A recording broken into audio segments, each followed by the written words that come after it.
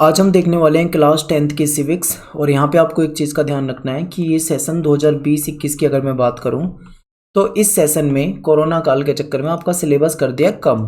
और आपका chapter number तीसरा, चौथा, पाँचवा और चैप्टर 8वां ये आपके हो चुके हैं डिलीट।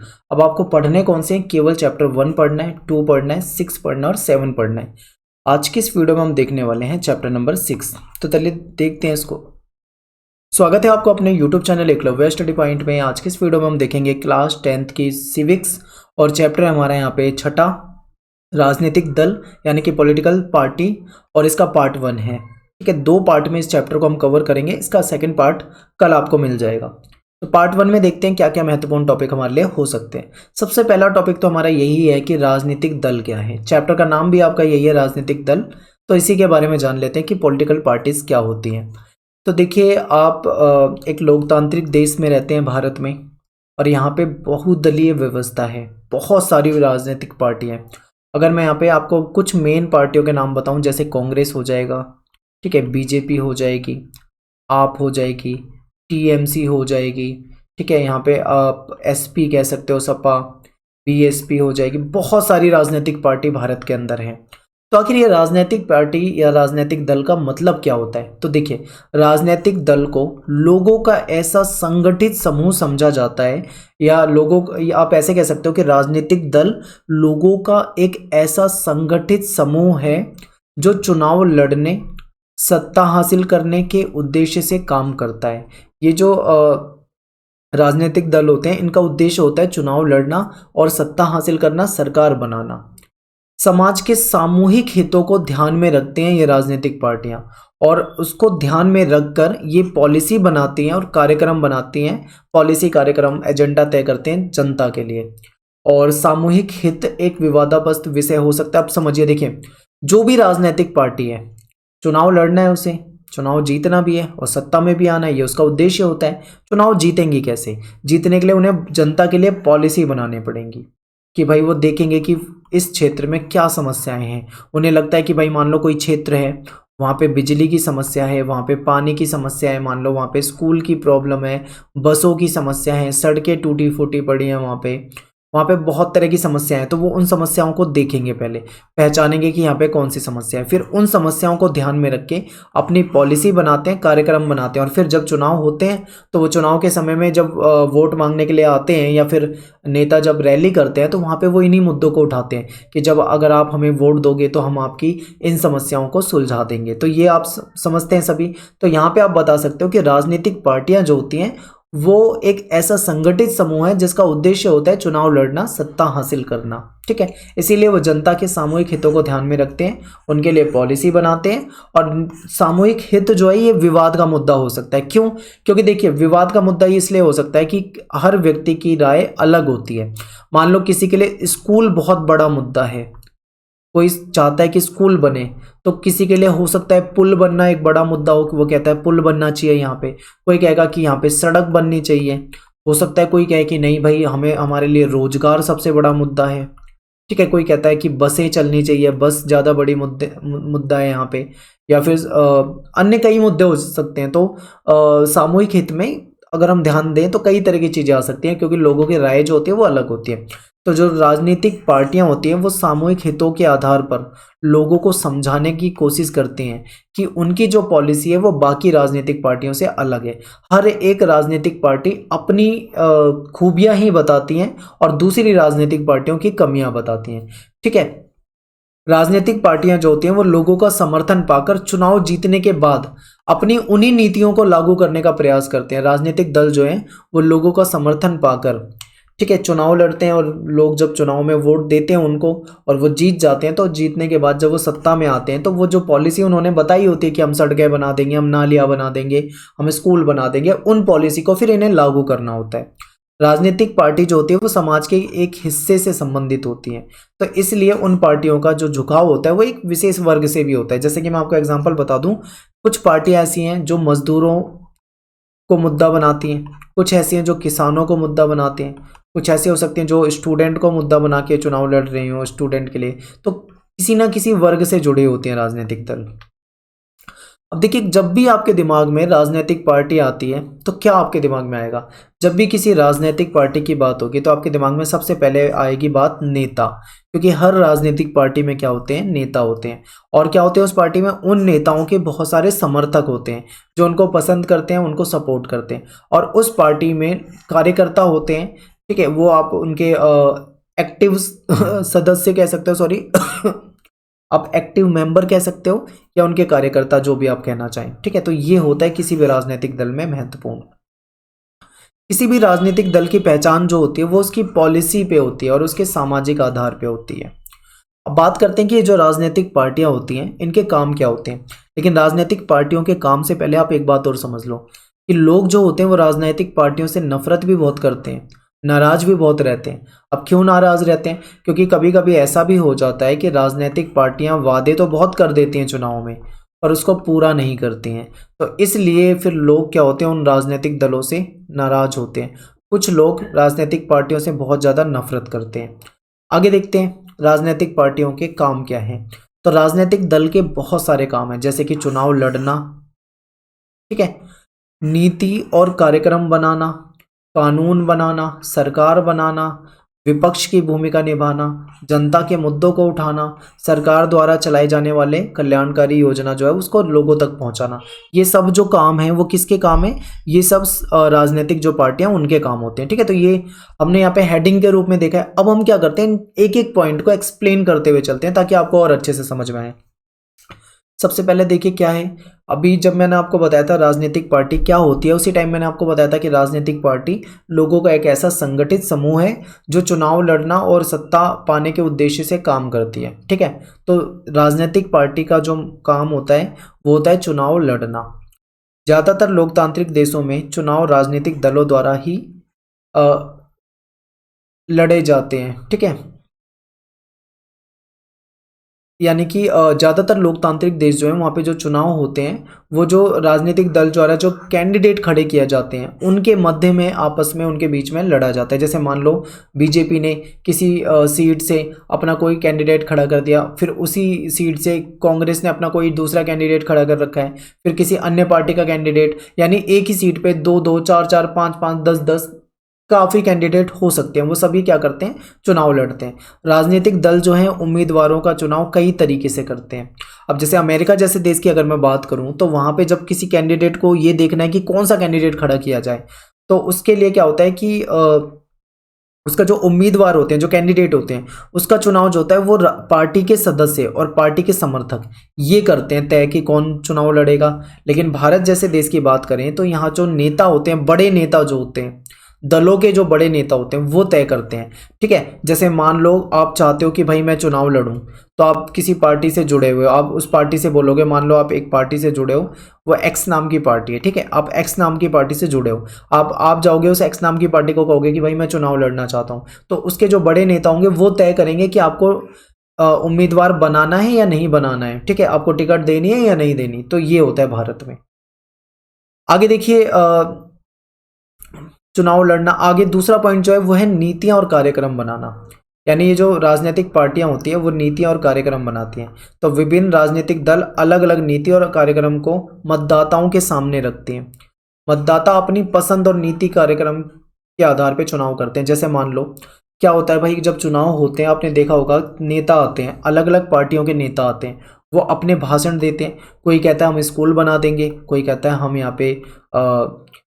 यहाँ पे कम्युनिटी सेंटर बना देंगे, कोई कहता है हम यहाँ पे पार्क बना देंगे, कोई कहते हैं यहाँ पे हम सड़कें बना देंगे। सब अपने अपने मतलब नीतियाँ और जो कार्यक्रम उनके होते हैं वो बता के जाते हैं। अब ऐसे में जनता को अपनी पसंद का कैंडिडेट चुनना होता है कि वो किसे वोट दें। उनको जिसको सही लगता है वो उसको वोट दे सकते हैं चुनाव में, ठीक है। तो देश के लिए कौन सी नीति बेहतर होगी इसके बारे में हम सबकी राय अलग अलग हो सकती है, लेकिन सरकार जो है वो अलग अलग विचारों को एक साथ लेकर नहीं चल सकती। देखिए क्या होता है, अब मान लो 50 तरह के लोग हैं, कोई कहेगा नहीं स्कूल के लिए स्कूल चाहिए तो स्कूल उसको वोट दो, पार्क चाहिए तो इसको वोट दो। जैसे जैसे जिसने वादे करें उसके आधार से वोट दे सकते हैं, क्योंकि लोगों के विचार अलग अलग हो सकते हैं। लेकिन सरकार क्या करती है, ऐसे मुद्दों को पॉइंट बनाती है, यानी जो राजनीतिक दल होते हैं वो ऐसे मुद्दों को ध्यान में रखते हैं जो ज़्यादातर कॉमन मुद्दे हों, यानी जो ज़्यादातर मोस्टली लोगों की जो समस्या होती है उसको ध्यान में रख के पॉलिसी बनाती है, ठीक है। तो इसीलिए लोकतंत्र में मिलते जुलते विचारों को साथ लाना पड़ता है। आगे है कानून निर्माण। तो देखिए ये जो कानून बनते हैं ये बनाने वाले भी तो नेता ही होते हैं। तो राजनीतिक पार्टियां जो होती है वो देश के कानून निर्माण में महत्वपूर्ण भूमिका निभाती हैं। कोई भी कानून बनने से पहले संसद में लाते हैं, उस पर बहस वगैरह होती है, चर्चा होती है, और उसके बाद विधायिका में उसे पास करवाना होता है। और जो पास करने के लिए जो वोट करते हैं, जो नेता होते हैं, विधायिका के जो सदस्य होते हैं, वो भी किसी ना किसी पार्टी से होते हैं। तो यहाँ पे समझ जाओ कि राजनीतिक पार्टी का काम कानून निर्माण में महत्वपूर्ण भूमिका निभाना होता है। और क्या काम होते हैं भाई पार्टियों के? तो देखिए सरकार बनाना और सरकार को चलाना। अब मान लो चुनाव हुए, वोट हुए, रिजल्ट आ गया, कोई पार्टी चुनाव जीत गई, अब उसका काम है सरकार बनाना। सरकार बनाना ही नहीं, केवल सरकार को आगे सही तरीके से चलाना, ये उसके काम है। तो राजनीतिक पार्टियां ही सरकार बनाती हैं और आगे सरकार को चलाती हैं। नीतियों और बड़े फैसलों के मामले में जो निर्णय होते हैं, फैसले होते हैं, वो राजनेता ही करते हैं। नेता ही तय करते हैं कि कहाँ पे स्कूल बनाना है, नेता तय करते हैं कि कौन सी पॉलिसी लानी है, नेता ही तय करते हैं कौन सी पॉलिसी लागू करनी है। ठीक है, ये सब के कौन करते हैं? राजनेता करते हैं। और ये जो नेता होते हैं ये विभिन्न दलों के होते हैं, अलग अलग पार्टियों के हो सकते हैं। पार्टी जो है वो नेता को चुनती है, उसको ट्रेनिंग देती है, उसको पार्टी के सिद्धांत और कार्यक्रम के बारे में बताया जाता है, समझाया जाता है, उसके बाद उसको मंत्री वगैरह बनाया जाता है। और फिर वह व्यक्ति क्या करता है? अपनी पार्टी के जो नियम कायदे कानून है उसके आधार पे ही शासन व्यवस्था को देखता है। अगर कोई राजनीतिक पार्टी के खिलाफ कोई नेता काम करता है तो फिर वो उसको बर्खास्त भी कर सकती है। आगे देखिए विपक्ष की भूमिका निभाना। अब देखिए जब चुनाव होते हैं तो कई सारे कैंडिडेट चुनाव लड़ते हैं, कई पार्टियां चुनाव लड़ती हैं। कुछ एक पार्टी है जो चुनाव जीत जाती है, जो सत्ता में आती है, अन्य पार्टियां जो होती हैं वो चुनाव को हार जाती हैं। तो बाकी पार्टी जो है वो एक तरह से विपक्ष की भूमिका निभाती हैं। तो जो राजनीतिक दल चुनाव हारते हैं वे शासक दल के विरोधी पक्ष हो जाते हैं, यानी विपक्ष की भूमिका निभाते हैं। और लोकतांत्रिक देश में विपक्ष बहुत महत्वपूर्ण होता है। ठीक है, क्यों महत्वपूर्ण होता है? देखो सरकार की गलत नीति, मान लो कोई सरकार कोई गलत नीति लेकर आ रही है, कोई गलत फैसला ले रही है, और या फिर सरकार असफल हो रही है, तो ऐसे में विपक्ष जो है उसकी आलोचना करता है सरकार की। विपक्ष जो है वो आम लोगों को सरकार के विरुद्ध गोलबंद भी करते हैं कि सरकार ये नहीं कर रही, सरकार ने दाम बढ़ा दिए, महंगाई बढ़ गई, स्कूल नहीं बने, ये समस्या वो समस्या, इस तरीके से लोगों को गोलबंद किया जाता है उनके खिलाफ। तो विपक्ष की भूमिका भी निभाती है राजनीतिक पार्टियां, ये बिल्कुल याद रखना। आगे देखिए जनता के मुद्दों को उठाना, उन पर बहस करना। अब जनता के कई सारे मुद्दे होते हैं, कई सारी समस्याएं होती हैं। तो जिस नेता के क्षेत्र में जो समस्याएं होती हैं वो अपने सदन में उस समस्या को उठाता है। ठीक है, तो राजनीतिक पार्टियां जो हैं वो जनता के मुद्दों को तथा उनकी समस्याओं को उठाते हैं, उन पे खूब चर्चा होती है। राजनीतिक दलों के जो लाखों कार्यकर्ता देश भर में बिखरे होते हैं वो समाज के अलग अलग समूहों में उनके मित्र संगठन भी कार्य करते हैं। तो उन सभी लोगों की और जनता की समस्याओं को देखकर राजनीतिक पार्टियां जो हैं वहाँ पे उठाती हैं सदन में मुद्दों को, उस पर बहस होती है। और कई बार आपने देखा होगा कि राजनीतिक पार्टी कई बार लोगों की समस्याओं को लेकर आंदोलन भी करती हैं। ठीक है, चाहे महंगाई बढ़ने का मुद्दा हो या कि कोई अन्य मुद्दा हो, तो कई राजनीतिक पार्टियां आपको आंदोलन करती हुई नजर आएंगी। आगे देखिए सरकार द्वारा चलाए जाने वाली कल्याणकारी योजनाओं को लोगों तक पहुंचाना।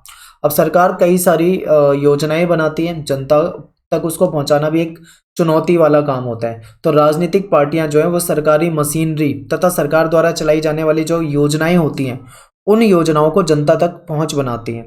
एक आम नागरिक जो है किसी सरकारी अधिकारी की अपेक्षा किसी राजनीतिक कार्यकर्ता से पहचान बनाना उसके लिए ज़्यादा आसान होता है। ठीक है, अब यहाँ पे देखिए मान लो आप किसी विद्यालय में जा रहे हो, आपको दाखिला करवाना है, दाखिला नहीं हो रहा, आपको दिक्कतें उठानी पड़ रही है। मान लो आप किसी जल बोर्ड में जा रहे हो, आपको पानी वानी का कनेक्शन लेना है लेकिन कनेक्शन नहीं हो पा रहा है, कोई प्रॉब्लम आ रही है आपके साथ। तो ऐसे में क्या होगा, आप बार बार जा रहे हो, अधिकारी आपकी बात नहीं सुन रहा है या कोई कमी हो रही है, तो आप परेशान जब हो जाओगे तो आप कहाँ पे जाओगे? आप अपने नेता के पास जाओगे, आप ये बताओगे कि भाई मेरे साथ ऐसा ऐसा हो रहा है और ये समस्या मेरे साथ आ रही है। तो ऐसे में क्या होता है, हम नेताओं के पास जाते हैं और अपने कार्य करवाते हैं। तो एक तरह से देखा जाए, सही तरीके से देखा जाए तो एक अधिकारी यानी किसी सरकारी अधिकारी की अपेक्षा व्यक्ति अपनी समस्या को लेकर राजनीतिक लोगों के पास, नेताओं के पास जा सकते हैं। ठीक है, कॉलोनी का जो नेता है उसके पास जा सकते हैं, अपनी समस्या बता सकते हैं। ठीक है, तो इस तरीके की चीजें होती है। लोग राजनीतिक जो पार्टी होती है उस पर पूरा विश्वास नहीं करते क्योंकि उन्हें पता है कि ये भाई नेता जो है झूठे वादे भी कर देते हैं और काम नहीं भी करते हैं, लेकिन फिर भी कहीं ना कहीं एक अधिकारी की बजाय वो एक नेता के पास जाना ज़्यादा पसंद करते हैं। तो ठीक है, और यहाँ पे काम होता है नेताओं का कि जो सरकार की जो योजनाएं हैं वो जनता तक पहुँचाना, सरकार की योजनाओं से जनता को जागरूक करना, और जनता के सामने कोई सरकारी योजना को लेने में कोई समस्या आ रही है तो उस समस्या को सुलझाना। ये जनता को कोई प्रॉब्लम है, वो अपने नेता के पास आती है तो नेता का काम है उसे ठीक करना, प्रॉब्लम को सुलझाना। तो ये सब आपके सामने यहाँ पे पॉइंट बन जाएंगे। थोड़ा डीप एक्सप्लेन कर रहा हूं पर आप इन सभी चीजों को समझते हुए चलना। अब बात कर लेते हैं राजनीतिक दलों की जरूरत। आखिर हमें राजनीतिक पार्टियों की जरूरत ही क्यों है, क्यों पड़ती है जरूरत? तो देखिए, दुनिया के विभिन्न देशों में राजनीतिक दल जो हैं वो देखने को आपको मिल जाएंगे। अलग अलग देशों में अलग अलग राजनीतिक पार्टियां होती हैं। राजनीतिक जो पार्टियां होती हैं वो अपनी नीति, अपनी जो पॉलिसी, अपने जो कार्यक्रम है वो जनता के सामने रखते हैं। मान लो कि अगर कोई राजनीतिक पार्टी ही ना हो, अगर कोई दल ही नहीं होंगे, तो सारे जो कैंडिडेट जो चुनाव लड़ रहे हैं वो किसी पार्टी के नहीं होंगे, तो क्या होंगे? वो स्वतंत्र होंगे या निर्दलीय चुनाव लड़ेंगे। ऐसे स्थिति में जब कोई बड़ी पार्टी नहीं होगी, कोई बड़ा उनके लिए कोई कार्यक्रम भी बड़ा नहीं होगा, तो वो चुनावी वायदे क्या करेंगे कि हम क्या कर देंगे आपके लिए, हमारी पार्टी क्या करेगी जब पार्टी ही नहीं होगी? तो समझ रहे हो, एक तरह की ये समस्या हो जाएगी। ऐसे में सरकार तो बन जाएगी लेकिन उसकी कोई उपयोगिता है या नहीं, ये समस्या बन जाएगी। चुनाव जीते हुए जो नेता हैं वो पूरे देश के लिए कुछ नहीं करेंगे। जैसे मान लो अभी आज के समय में कोई पार्टी है बीजेपी, वो सत्ता में है आज के समय में, तो वो देश भर के लिए कार्यक्रम बनाएगी ना, देश भर की समस्या को देखेगी। मान लो अगर पार्टी ही नहीं होती, सब नेता अपने अपने क्षेत्र के होते केवल, और वो किसी बड़ी पार्टी के नहीं होते, तो क्या होता? तो सब अपने ही चुनावी क्षेत्र के लिए जवाबदेह होते। ठीक है, देश कैसे चलेगा, क्या चलेगा, उसके लिए कोई जिम्मेदार नहीं होता। ऐसा मतलब उल्टा पुल्टा सिस्टम हो जाता, सब कुछ सही से नहीं चल पाता, आप ये कह सकते हो। तो राजनीतिक दल जो है बहुत महत्वपूर्ण है। एग्जाम्पल भी आपके सामने दे रखा है। गैर दलीय आधार पर होने वाले पंचायत के चुनाव। अब पंचायत के चुनाव को समझिए, पंचायत के चुनाव का उदाहरण सामने रखकर इसे परख सकते हैं हम। पंचायत के जो चुनाव होते हैं उसमें क्या होता है, कोई औपचारिक रूप से जो दल होते हैं वो अपने कोई कैंडिडेट नहीं खड़े करते, लेकिन जब चुनाव का समय होता है उस समय में पूरा गांव खेमों में बंट जाता है। एक खेमा, दूसरा खेमा, तीसरा खेमा, और सभी खेमे जो होते हैं, खेमे का मतलब होता है ग्रुप। ठीक है, ग्रुप में बंट जाना। तो सभी जो ग्रुप होते हैं वो सभी पदों के लिए अपने अपने कैंडिडेट का पैनल जो होता है उसको उतारने की कोशिश करते हैं चुनाव में। राजनीतिक पार्टी भी कुछ ऐसा ही काम करती है। ठीक है, महत्वपूर्ण है इसलिए राजनीतिक पार्टी किसी भी लोकतांत्रिक देश के लिए तो सबसे ज्यादा महत्वपूर्ण होती है राजनीतिक पार्टी और उसकी विचारधारा। उसी को देखकर तो लोग उससे जुड़ते हैं, और राजनीतिक पार्टियां जनता की समस्या को देखकर ही तो पॉलिसी बनाती हैं। तो इसलिए राजनीतिक पार्टी बहुत महत्वपूर्ण है, याद रखें। तो यही कारण है कि दुनिया के लगभग सभी देशों में राजनीतिक दल जो होते हैं वो होते हैं, नजर आते हैं। चाहे वो देश छोटा हो चाहे वो देश बड़ा हो, राजनीतिक पार्टी आपको मिलेगी। चाहे कोई देश नया हो चाहे कोई देश पुराना हो, राजनीतिक पार्टी आपको मिलेगी। चाहे कोई देश विकसित हो चाहे कोई विकासशील हो, राजनीतिक पार्टी आपको वहां भी मिलेगी। तो सभी जगह आपको राजनीतिक पार्टियां जो हैं वो देखने को मिलती हैं। अब कितने राजनीतिक दल? ठीक है, तो हमारे देश में तो बहुत सारे राजनीतिक दल हैं, लेकिन राजनीतिक दल देखने से पहले राजनीतिक दल कितने प्रकार के हो सकते हैं इसको थोड़ा समझते हैं। तो देखिए, लोकतंत्र में नागरिकों का कोई भी समूह राजनीतिक दल बना सकता है। आप चाहो तो आप भी अपनी राजनीतिक पार्टी बना सकते हो। लोकतांत्रिक देश में आप रहते हो। ठीक है, लोकतांत्रिक देशों में बहुत से राजनीतिक दल होते हैं। भारत में भी बहुत सारी राजनीतिक पार्टी हैं। भारत में चुनाव आयोग में नाम पंजीकृत कराने वाले दलों की संख्या 750 से अधिक है। देखिए, ये जो आंकड़े हैं, ये जो डाटा है, ये आपका पुराना है, आपकी पुरानी बुक में कोई भी एनसीईआरटी में आपको इतना मिलेगा। पर सच बताएं तो 750 से बहुत ज़्यादा राजनीतिक पार्टी अपने देश में है। तो इन सभी को क्या करना पड़ता है, चुनाव आयोग में अपना पंजीकरण कराना पड़ता है, यानी रजिस्ट्रेशन कराना पड़ता है। जब भी अगर मान लो आप भी कोई राजनीतिक पार्टी बनाते हो तो आपको भी अपना रजिस्ट्रेशन कराना पड़ेगा चुनाव आयोग में। ठीक है, लेकिन हर दल चुनाव में गंभीर चुनौती देने की स्थिति में नहीं होता। अब आप एक चीज को समझो कि जब चुनाव होते हैं तो वहां पे बहुत सारे, एक ही सीट पे बहुत सारे कैंडिडेट होते हैं। मान लो चुनाव हो रहे हैं, उसमें बीजेपी का भी है, उसमें कांग्रेस का भी है, उसमें आप का भी है, उसमें टीएमसी का भी मान लो कैंडिडेट है, जेडीयू का भी कैंडिडेट है, उसमें एसपी का भी कैंडिडेट है, उसमें सीपीआई का भी, मतलब अलग अलग पार्टियों के खूब सारे कैंडिडेट हैं। पर क्या आपको लगता है कि सभी गंभीर चुनौती देने की स्थिति में होते हैं? नहीं, कभी भी नहीं। कुछ जो मेन जो पार्टियां होती हैं, मेन कैंडिडेट जो होते हैं वही होते हैं चुनौती देने के लायक। बाकी जो होते हैं उनको काफी कम वोट मिलते हैं, कुछ को तो बिल्कुल ना के बराबर ही वोट मिलते हैं। चुनाव जीतने और सरकार बनाने में कुछ ही पार्टियां जो होती हैं वो एक्टिव होती हैं, कुछ ही पार्टियां जो चुनाव जीत पाती हैं कुछ ही पार्टी सरकार बना पाती है, लेकिन चुनाव लड़ती बहुत सारी पार्टियां। मान लो 1000 पार्टियां जो हैं वो चुनाव लड़ रही हैं, तो उसमें 1000 की 1000 नहीं जीतेंगी, बहुत कम पार्टियां जो जीत पाएंगी। ठीक है, अधिकतर पार्टी काफी कम सीटें ही जीत पाती हैं। अब बात करते हैं एक दलीय शासन व्यवस्था, यानी कि ऐसा देश जहां पे एक ही पार्टी को अनुमति होती है शासन करने की। तो देखिए, कई देश में सिर्फ एक ही दल को सरकार बनाने और चलाने की अनुमति होती है। इसे क्या कहते हैं? एक दलीय शासन व्यवस्था, यानी वहां पे वन पार्टी सिस्टम होता है। ठीक है, वन पार्टी सिस्टम मतलब एक ही दल सरकार में रह सकता है। एग्जाम्पल के लिए चाइना। चाइना एक ऐसा देश है जहां पे केवल एक ही पार्टी है, जो कि कम्युनिस्ट पार्टी है, जिसको सीपी बोलते हैं, कम्युनिस्ट पार्टी। तो जो सीपी पार्टी है, इसको ही शासन करने की अनुमति है। ठीक है, चाइना में। तो ये एक दलीय व्यवस्था आप समझ गए, जहां पे केवल एक ही पार्टी को अधिकार हो शासन का। दो दलीय भी आपको समझना है, इसके बाद बहुदलीय भी आपको समझना है, यहां से भी क्वेश्चन आ सकते हैं। ठीक है, तो ये जो एक दलीय विकल्प है, ये अच्छा नहीं माना जा सकता, क्योंकि लोकतांत्रिक व्यवस्था नहीं होती। जहां पे एक पार्टी है वो मनमानी करेगी, दूसरी पार्टी आ ही नहीं सकती, तो कहीं ना कहीं लोकतांत्रिक व्यवस्था नहीं है। किसी भी लोकतांत्रिक व्यवस्था में कम से कम दो पार्टियों का राजनीतिक सत्ता के लिए चुनाव लड़ना जरूरी होता है, यानी दो पार्टियों के बीच में कंपटीशन होना जरूरी है, कम से कम दो पार्टी। ठीक है, तभी वो थोड़ी बेहतर व्यवस्था उसको कहा जा सकता है, वरना एक पार्टी वाला सिस्टम तो हमेशा बेकार ही होता है। ठीक है, अब बात करते हैं दो दलीय शासन व्यवस्था। कुछ देश ऐसे भी हैं जहां पे ज्यादातर दो ही पार्टियों के बीच में चलता है मुकाबला। ठीक है, ऐसा भी हो सकता है कि वहां पे अनेक पार्टियां हों, यानी मान लो किसी देश में 50 पार्टी हैं, लेकिन दो ही पार्टी हैं जो सबसे ज्यादा वोट लाती हैं और सबसे ज्यादा जो महत्वपूर्ण होती हैं। तो ठीक है, चुनाव जीतकर कुछ सीटें लाती हैं बाकी पार्टियां भी, नाम मात्र की, लेकिन इन दो पार्टियों के बीच में ही हमेशा टक्कर रहती है। तो सिर्फ दो ही दल बहुमत को पाने और सरकार बनाने में प्रबल दावेदार जहां पे होते हैं, तो वो दो दलीय व्यवस्था कहलाता है, जैसे अमेरिका और ब्रिटेन। ठीक है, अमेरिका और ब्रिटेन में ऐसी ही दो दलीय व्यवस्था होती है।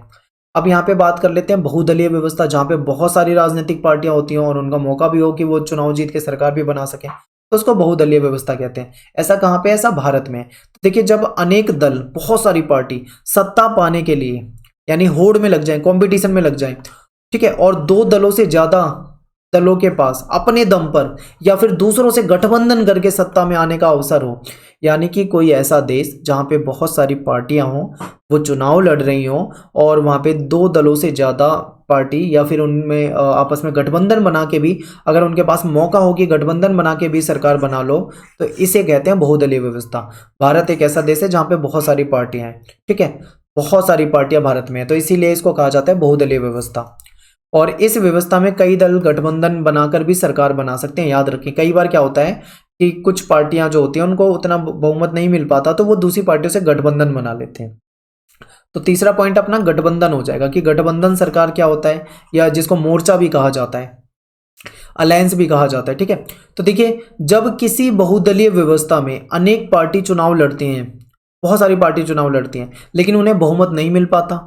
अब मान लो कि सरकार बनाने के लिए चाहिए 272 सीटें, या मान लो 273 सीटें चाहिए। ठीक है, अब ऐसे में कोई पार्टी है 250 लेके आ रही है, कोई पार्टी 150 लेके आ रही है, अब चाहिए इतनी, लेकिन उसको सीट नहीं मिल रही। कोई पार्टी 10 ही सीट लेके आ रही है। ठीक है, मान लो कोई पार्टी केवल 5 ही सीट लेके आ रही है। अब ऐसे में भाई किसी ने भी इतनी सीटें नहीं ली, अब सरकार कैसे बनाएंगी? तो ऐसे में वो क्या कर सकते हैं, आपस में एक सत्ता में आने के लिए अन्य दलों से हाथ मिला लें। हाथ मिलाने का मतलब यहाँ पे है आपस में गठबंधन बना लें, तो इसको गठबंधन कहा जाता है। जैसे मान लो, जैसे मैं आपको फिर से क्लीन करके बता देता हूँ सही तरीके से। जैसे मान लीजिए कि 273 चाहिए सीटें सरकार बनाने के लिए, लेकिन किसी पार्टी ने 260 सीटें ले ली। अब उसके पास सीटें कम पड़ रही है, किसी पार्टी ने 25 सीटें ले रखी हैं, तो वो दोनों आपस में एक दूसरे से हाथ मिला लें, यानी आपस में गठबंधन बना लें, तो उसकी सीटें कितनी हो जाएगी? 260 प्लस 25, यानी कि वो अपने बहुमत वाले आंकड़े पे पहुंच जाएंगे, तो वो अपनी सत्ता और अपनी सरकार बना सकते हैं। तो ऐसी सरकार को क्या कहा जाता है? गठबंधन की सरकार। ठीक है, भारत में गठबंधन की सरकार के बारे में देखें तो देखिए, भारत में 1947 जब देश आज़ाद हुआ था, उसके बाद से लेकर अब 1989 तक देखो तो सबसे लंबा जो शासन किया है वो कांग्रेस पार्टी ने करा है, यानी कांग्रेस की सरकार रही है सबसे लंबे समय तक। ऐसे में बीच में एक समय ऐसा भी आया था 1977 में, इमरजेंसी वाले टाइम में, जब कांग्रेस सत्ता से बाहर हो गई थी, लेकिन वो ज़्यादा लंबे समय नहीं, 18 मंथ के आसपास की बात है, ज़्यादा लंबे समय तक कांग्रेस बाहर नहीं रह पाई, यानी ज़्यादातर समय कांग्रेस रही है। तो उस समय पूर्ण बहुमत मिल जाता था। लेकिन 1989 के बाद क्या हुआ कि केंद्र में जो भी सरकारें आई उनको उनको सभी को मतलब बहुमत ही नहीं मिल पाता था। अब मान लो 273 सीटें चाहिए तो उनको मिलती नहीं थी, ना कांग्रेस को इतनी सीटें मिल पा रही है, ना ही बीजेपी को इतनी सीटें मिल पा रही है। अब ये सरकार कैसे बनाए, तो इनके पास तरीका यही था। कौन सा तरीका, कि वो आपस में हाथ मिला लें, दूसरी पार्टियों से गठबंधन कर लें।